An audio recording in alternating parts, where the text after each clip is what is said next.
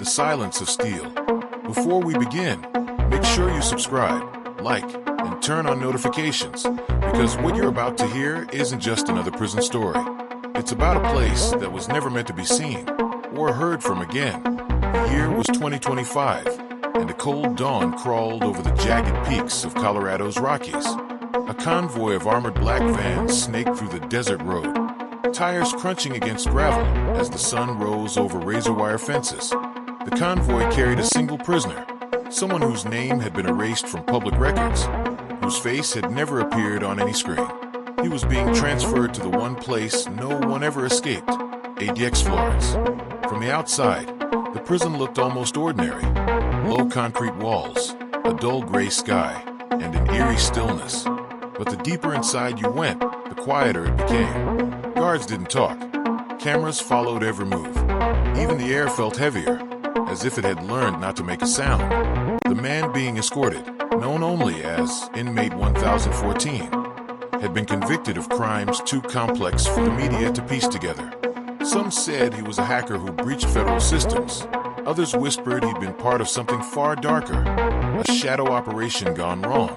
His arrival at ADX Florence wasn't publicized, but inside the Bureau of Prisons, it was treated like a national event.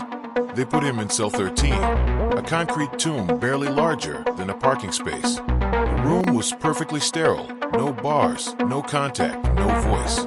The window slit gave a thin slice of the sky, and the silence pressed against him until even his own breathing began to echo. 3 cells down, notorious names like El Chapo and Ted Kaczynski existed in their own worlds of isolation. But Inmate 1014's file had one red stamped line across it. No interaction, no record, no release. A week after his arrival, guards began to notice strange patterns on the surveillance feeds. 1014 didn't sleep. He stood motionless, staring at the wall, the one opposite the camera. The wall wasn't metal or concrete like the others. It was reinforced with something else, a different shade of gray, almost newer, almost hollow. When an officer reported the anomaly, the footage vanished from the system by morning. The IT team found nothing. The warden ordered silence. But the next night, one of the guards swore he heard a faint tapping sound through the corridor, like a code. 3 taps. Pause. 3 taps again. It came from cell 13. When they opened the camera feed, the prisoner was gone. The cell door was locked from the outside. The motion sensors hadn't triggered. There were no footprints, no sign of forced entry, nothing but a cold, empty cell, and the wall that didn't belong. Whatever ADX Florence was hiding, it had just begun to unravel. The vanishing protocol. Before we continue, if you're still here, you're one of the brave ones. Hit subscribe, like, and stay tuned, because what's buried inside these walls isn't just a secret, it's a warning. Morning inspection began at 6 a.m. The halls of ADX Florence were always silent, but that day, silence felt different, heavier, tense, like the building itself was holding its breath. Guards moved in formation, flashlights sweeping the corridor as they stopped in front of cell 13. Still empty, still locked, still impossible. The warden, Edward Hale, had worked in the federal system for 20 years.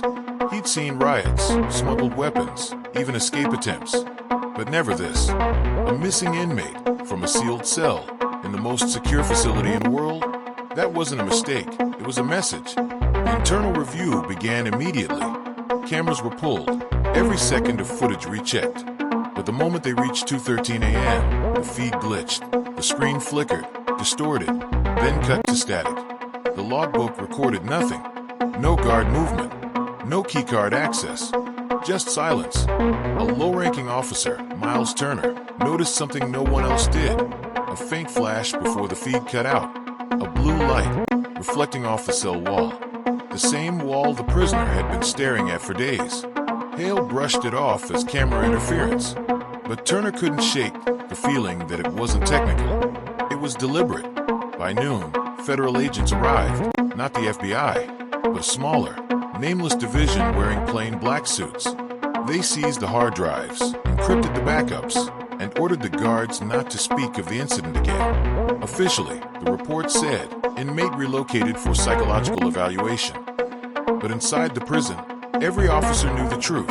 No one leaves ADX Florence without authorization. 2 nights later, Turner was called to monitor the East Wing, the same block where Cell 13 was located. The hall lights flickered.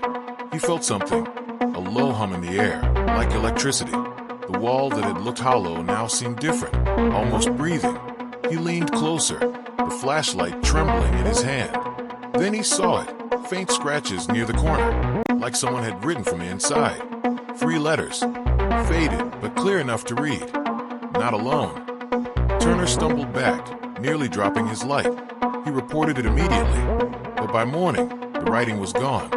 The wall was smooth again, as if it had never been touched. Days passed. Guards began complaining of insomnia, headaches, and hearing faint knocking in the halls. The warden blamed paranoia, but when another inmate from a nearby cell vanished without a trace, everything changed.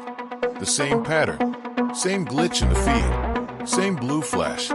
And when investigators reviewed the camera footage from both cells, they noticed something chilling. For exactly 3 seconds before each disappearance, the inmates' faces went completely still, eyes wide open, unblinking, as if they were staring at someone standing just outside the frame. The higher-ups ordered a full lockdown. The facility was sealed. But that night, Turner made a choice that would cost him everything. He snuck into the control room and pulled the raw data logs from the security servers. Lines of code, timestamps, and one hidden file labeled Protocol 7. It contained restricted notes from ADX's construction phase, detailing a sublevel that wasn't on any blueprint. A corridor built beneath Block C, designed for behavioral isolation experiments. But the note ended abruptly, signed by someone whose name had been redacted. Turner knew he wasn't supposed to be reading it, but when he zoomed in on the signature block, a faint watermark appeared, the kind you only see when a document's been scanned. It wasn't a government seal. It was the logo of a private defense contractor, and the date on the file? 2 weeks before ADX Florence officially opened. The Forgotten Corridor. If you've made it this far, you deserve to know how deep this story really goes. But remember, hit subscribe and like now, because once the story ends, you might not sleep tonight. The deeper Turner dug, the clearer it became. ADX Florence was never built solely for containment. It was built for control. The hidden sublevel, the one marked behavioral isolation experiments, wasn't a rumor. It was real, buried beneath layers of reinforced concrete and secrecy. For years, the prison's blueprints had been revised, sections erased or replaced. But buried in the original construction schematics, Turner found coordinates, a maintenance tunnel under cell Block C, sealed off since 1997. It was marked with one word, Corridor 7. Turner waited until the graveyard shift. The halls were quiet, the hum of fluorescent lights echoing through the concrete. He slipped through the security gate using a stolen access card, hard hammering as he descended the rusted metal stairs. The air grew colder, damp. The deeper he went, the more he felt the weight of the facility pressing down, a tomb of secrets carved into stone. At the bottom was a steel door with a broken keypad. Years of grime covered it. Turner forced it open, and what he saw didn't belong in any government prison. The corridor stretched long and narrow, lined with observation windows. Behind each pane of glass, empty cells. But the walls weren't concrete. They were metal, smooth, seamless, with small vents humming softly. Some still had restraints bolted to the floor. Others had symbols scratched into the surface, like desperate messages left behind. He moved further in, flashlight shaking. The deeper he went, the more the air felt charged, static crawling under his skin. Then, at the end of the hall, he saw it, a monitoring room. Inside, old computer towers blinked weakly, running on backup power. Turner pressed a key. The screens came to life, showing archived camera footage labeled with inmate numbers long since erased from the official registry. The recordings were dated between 1998 and 2005. Each showed the same pattern. Inmates locked in isolation, monitored by unknown personnel. But at random intervals, the video would cut to static, followed by a faint blue glow, the same one captured in the recent disappearances. Then one file caught his eye, dated April 11th, 2003. the same day a former CIA detainee was rumored to have died of natural causes. The footage showed the man pacing his cell, muttering something, until he suddenly froze and looked toward the camera. For exactly 3 seconds, he stared straight into the lens, then vanished. No struggle, no trace. Just gone. Turner's breath caught. He hit pause, rewound, played it again. Same thing. Gone. Suddenly, a voice echoed from behind him. "Agent Turner, you shouldn't be here." He turned. 2 men in black tactical suits stood at the entrance. No insignias, no badges, just cold, expressionless faces. Turner raised his hand slowly. "Who are you?"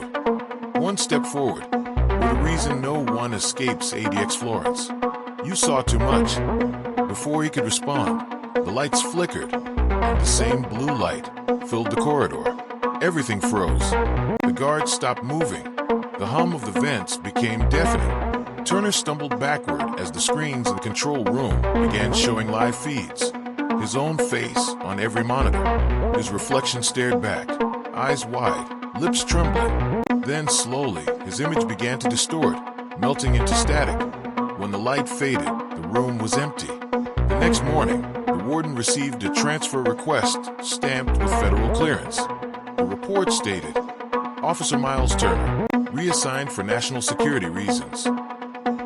His name was erased from the ADX system the next day.